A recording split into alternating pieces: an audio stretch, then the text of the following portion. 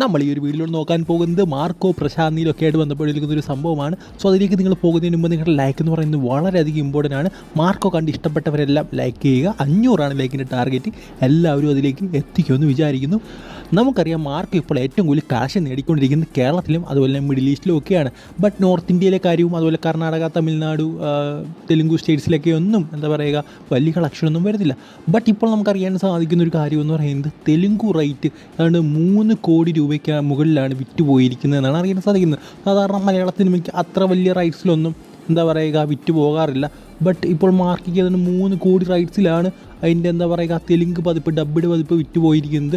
So എന്തായാലും ഇത് release ആണെന്ന് പറഞ്ഞിട്ടില്ല, വളരെ പെട്ടെന്ന് തന്നെ തെലുങ്ക് പതിപ്പിൻ്റെ റിലീസ് ഉണ്ടായിരിക്കും. സോ അങ്ങനെ റിലീസ് ചെയ്യുകയാണെങ്കിൽ അവിടെ കത്തും. കാരണം അവിടെയുള്ളവർക്ക് ഇങ്ങനത്തെ സിനിമയാണ് വളരെയധികം ഇഷ്ടം. സോ ഇത് കണ്ടു കഴിഞ്ഞാൽ പിന്നെ അവർ വേറെ ലെവൽ മൂഡിലായിരിക്കും, പൊള്ളി മൂഡിലായിരിക്കും. സോ എന്തായാലും നമുക്കിനി അടുത്ത കാര്യം നോക്കാം. അടുത്ത അപ്ഡേറ്റ് എന്ന് പറയുന്നത് നമ്മുടെ പ്രശാന്ത് നീലുമായിട്ട് ബന്ധപ്പെട്ടിരിക്കുന്ന ഒരു അപ്ഡേറ്റാണ്. നിങ്ങൾക്ക് എല്ലാവർക്കും അറിയാവുന്ന കാര്യമാണ്. KGF, സലാർ തുടങ്ങിയ സിനിമകളുടെ ഡയറക്ടറാണ് അദ്ദേഹം.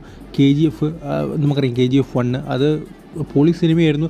ബട്ട് വിചാരിച്ച രീതിയിൽ ഹിറ്റായിട്ടില്ല. കാരണം അതിൻ്റെ ആ ഒരു തിയേറ്ററിൽ നിന്നൊക്കെ ഇറങ്ങിക്കഴിഞ്ഞാണ് അത് ഇത്ര നല്ല സിനിമയാണെന്ന് മനസ്സിലാക്കുന്നത്. പിന്നെ KGF 2 വൻ രീതിയിൽ വിജയിച്ചു. പിന്നെ സലാർ അത്ര മികച്ചൊരു സിനിമയായിരുന്നില്ല. ബട്ട് അദ്ദേഹം ഇപ്പോൾ പറഞ്ഞിരിക്കുന്നത്, പ്രശാന്തിന് ഇപ്പോൾ പറഞ്ഞിരിക്കുന്നത് Salaar 2 one of the best film ആയിരിക്കും അദ്ദേഹത്തിൻ്റെ കരിയറിലെ തന്നെ എന്നാണ് അദ്ദേഹം പറയുന്നത്. അതായത് സലാർ വിചാരിച്ചത്ര വിജയത്തിലേക്ക് പോയില്ല. ബട്ട് സലാർ 2 ആ ഒരു തെറ്റുകളെല്ലാം തിരുത്തി ഏറ്റവും ബെസ്റ്റ്, അതായത് തനിക്ക് നൽകാവുന്ന ഏറ്റവും ബെസ്റ്റ് ആയിരിക്കും സലാർ 2 കാണാൻ പോകുന്നതെന്നാണ് അദ്ദേഹം പറഞ്ഞിരിക്കുന്നത്. സോ എന്തായാലും നമുക്ക് സലാർ 2 വേണ്ടി കാത്തിരിക്കാം. അതിൻ്റെ വർക്കൊക്കെ തുടങ്ങിയോ ഇല്ലയോ എന്നും അറിയില്ല, തുടങ്ങിയില്ലായിരിക്കും, അല്ലെങ്കിൽ നേരത്തെ നമുക്ക് അറിയാമായിരിക്കും. സോ എന്തായാലും അത് വരട്ടെ.